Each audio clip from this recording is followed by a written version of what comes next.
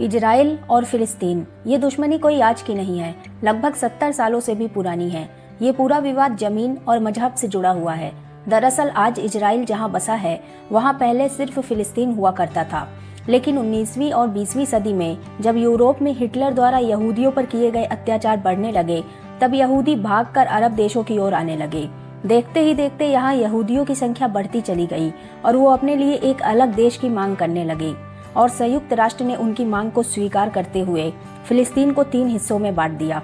44% हिस्सा यहूदियों को मिला, जिसमें उन्होंने अपना देश इजराइल बसाया। 48% हिस्सा फिलिस्तीनियों को मिला और 8% का एरिया जेरूसलम संयुक्त राष्ट्र ने अपने कंट्रोल में ले लिया। लेकिन इजराइल ने धीरे धीरे फिलिस्तीन के 44% हिस्से पर भी अपना कब्जा करना शुरू कर दिया और अब हालात ऐसे हैं कि पहले जहां सिर्फ फिलिस्तीन ही हुआ करता था, अब सिर्फ 12% एरिया में ही फिलिस्तीन बसा है। तो चलिए आज की वीडियो में इस पूरे विवाद को थोड़ा और डिटेल में जानते हैं। पहले बात करते हैं इजराइल की। इजराइल कैसे बना? द्वितीय विश्व युद्ध के दौरान जब हिटलर की नाजी सेना यहूदियों को ढूंढ ढूंढ कर मार रही थी, 1941 से 1945 के बीच लगभग 60 लाख यहूदियों को मार दिया गया। इसलिए यहूदी यूरोप छोड़कर अरब देशों की ओर भागने लगे। लेकिन तब इन देशों में ब्रिटेन और फ्रांसीसियों का कब्जा हुआ करता था। यहूदियों की ज्यादातर आबादी जेरूसलम में बसने लगी, इसलिए वहां रह रहे यहूदी और अरब लोगों के बीच हिंसा बढ़ने लगी और यहूदी अपने लिए एक नए देश की मांग करने लगे। 1945 में द्वितीय विश्व युद्ध खत्म होने के बाद ब्रिटेन ने यह पूरा मामला संयुक्त राष्ट्र को सौंप दिया और वहां से चला गया।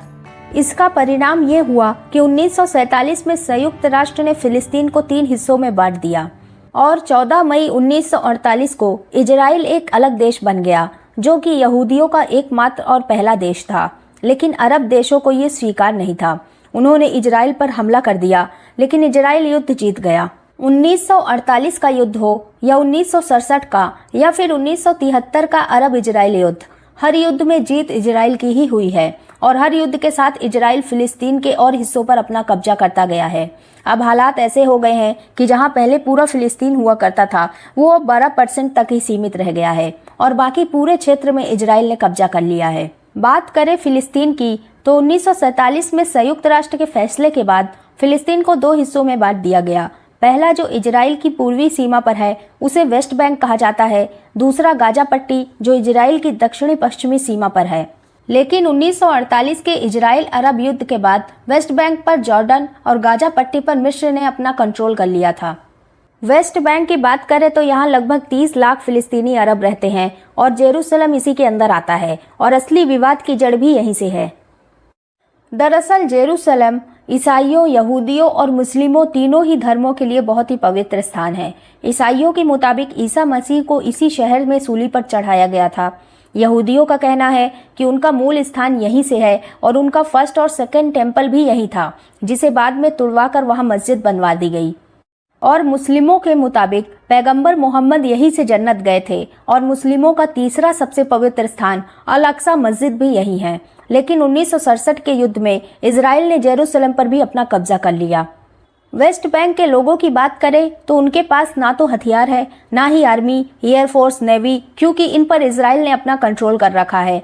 ये जब प्रोटेस्ट करते भी हैं तो इजराइल से हार ही जाते हैं।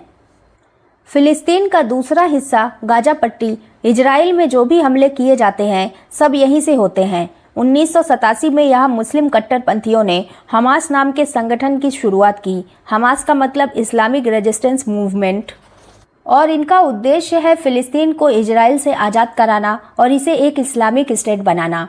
वैसे तो हमास को एक आतंकी संगठन भी माना जाता है और 2006 से गाजा पट्टी पर हमास का ही कंट्रोल है। मिस्र के रास्ते यहाँ हथियार पहुंचाए जाते हैं, इसलिए 2006 से हमास 5 बार इजराइल पर हमला कर चुका है। 2004, 2012, 2014, 2021 और अब 2023।